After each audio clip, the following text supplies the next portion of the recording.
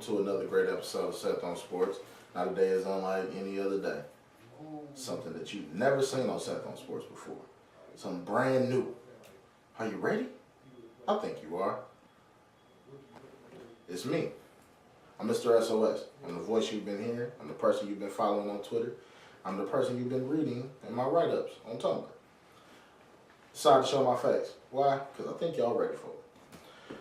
But I ain't gonna waste y'all time, man. You know, as I like to do, I like to get right into things, man. The NFL draft is tomorrow, so I just want to talk about a few players that I look at and that I like for the draft. I don't know if they'll make a great impact, but these are players that I definitely like.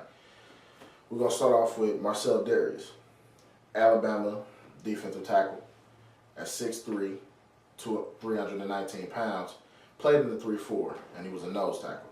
Now, as a nose tackle, he made a lot of tackles, racking up 34 tackles and 11 for loss. Now, that's pretty good considering that in the 3-4, you're facing a lot of double teams and a lot of triple teams because you're right in the middle and pretty much on the island by yourself. So I look forward to this dude making a lot of plays in the NFL. He was very, very useful in the 2010 championship game for Alabama when he knocked out Colt McCoy, as well as got a 29-yard interception return to get player of the game. Moving on from him, I like the wide receiver A.J. Green from Georgia, 6'3", 211 pounds. He has the size and he does have the hands. He's tough as nails, and whenever Georgia needed to play, they went to him, racking up 57 receptions, 848 yards, and 9 touchdowns. What does that say? Especially for a system like Georgia, who's really heavily run-based. He still was able to rack up yards, and they definitely went to him when they needed him in the clutch. Another player I want to talk about is a hometown favorite here in Milwaukee is Lance Kendricks, the tight end from Wisconsin. Lance at 6'2½", 243 pounds, comes from a heavy blocking system, which means he's a great blocking tight end, not to mention he has a ton of big playability with his hands. Racking up 663 yards, 43 receptions, and 5 touchdowns. He was a go-to guy whenever Wisconsin needed a big play in the pass. Not to mention a first option a lot, especially with Wisconsin's lack of receiver. Coming up now, we're going to talk about Mark Ingram. Really the only projected first rounder at running back. This guy's shown time and time again that he's a big play player. He makes a lot of plays for Alabama. They went to him in the clutch. At 5'9½", though, he's a smaller back. 215 pounds. He does have a little size and he's very strong. But rushing for 875 yards and 13 touchdowns, especially after being injured, kind of made things a little different. You know, he didn't have a chance to come in right away. He missed the first 2 games. I probably would have boosted those stats because, you know, they usually play teams that aren't as talented. But with his conference, you can't overlook this guy. I'm finally going to talk about a quarterback, and no, I'm not going Cam Newton. Everybody knows what Cam Newton can do. Everybody is looking at him, trying to see if he's actually going to be the main thing that hits the NFL draft. How good will he be? But I'm going to talk about Blaine Gabbert from Missouri. At 6'4", 234 pounds, he's not much shorter than Cam Newton, and he doesn't weigh that much less, except this guy knows the pocket. He has great feet and a strong arm. Now, he doesn't have a lot of run ability, but he can scramble well. With him throwing 3,000 yards and 16 touchdowns with a quarterback rating of 127.3, you got to constantly keep him in mind in the fact that I think he's the most NFL ready out of the quarterbacks in this draft. He should go first, but, you know, with popular demand, a lot of people might still go with Cam Newton over him. A couple other players that you just want to watch out for that I'm not going to touch on too much. Nate Solder from offensive tackle from Colorado. He's a great backside tackle, 6'8", 319 pounds. Did a lot for Colorado this year. And Nick Fairley, the D tackle from Auburn, who played alongside with Cam Newton, who had a big game in the championship game this year at 6'2", 291 pounds. But he's had some off-field issues and kind of been tagged as lazy. And that could come up big later in this draft. But those are the players that I would watch out for in this draft. Hope y'all enjoy the NFL draft. I'm going to be tuning in. Speaking of NFL draft, though, let's move into the lockout. Now, big news this week. The NFL lockout has been lifted by a judge that they brought in to try to, you know, mediate things.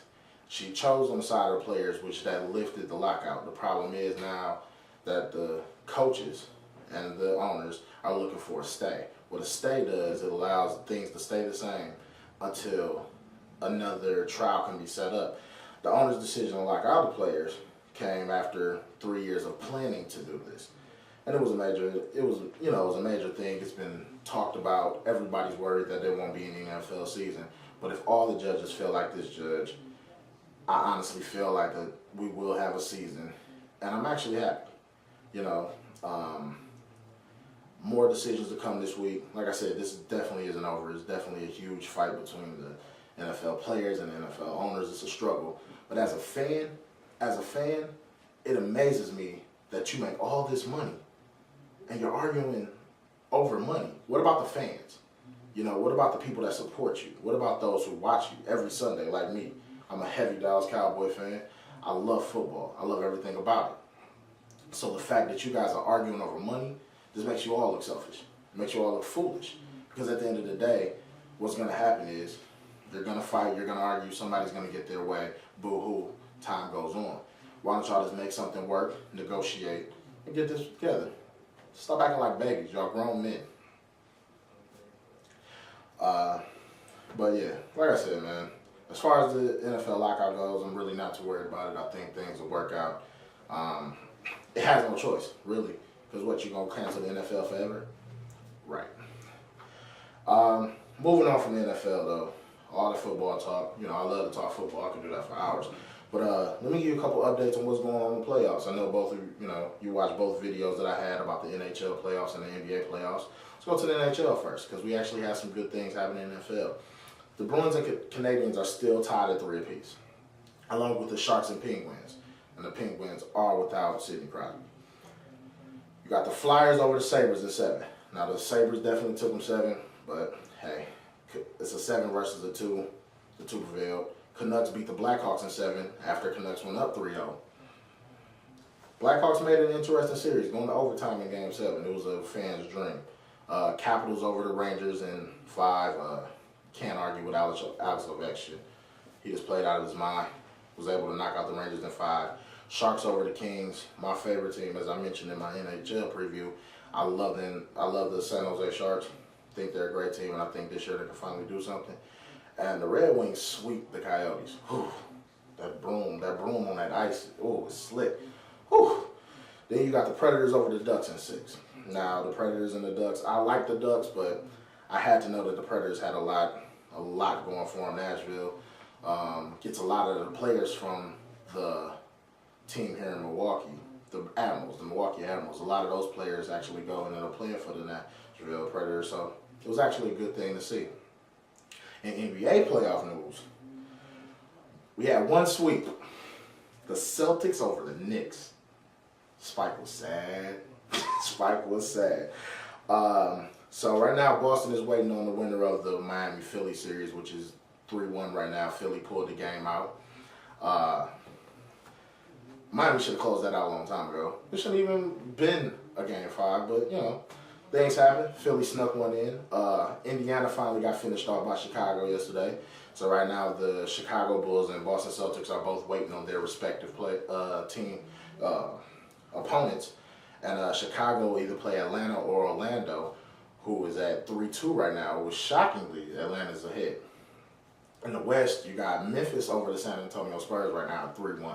I don't think anybody expected that, but hey, you gotta love when the underdog shows up, right? New Orleans and LA. LA's leading 3-2, but honestly, I call this a sweep. But New Orleans has something to say about it. CP3 is playing amazing. Portland and Dallas right now is 3-2. I thought Dallas would probably choke this one up a little bit, but right now they're leading Portland after a couple of solid games for Portland that is being a little inconsistent. Denver versus OKC is 3-1. I really expected more out of this series, but OKC is leading. It looks like they'll eventually close it out.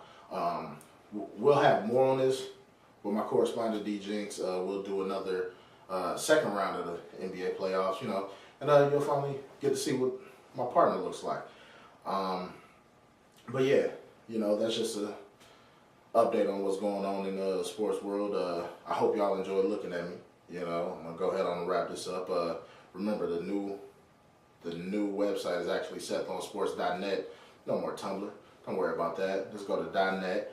I'm going to repeat that one more time because I like to hear it. SethOnSports.net. Don't it feel good? I feel good. Glad y'all rocking with me, man. I got a lot of big things coming up. If you're in the Milwaukee area, you want to come to one sports bar, one sports lounge downtown. I'll be there on Tuesday night hosting.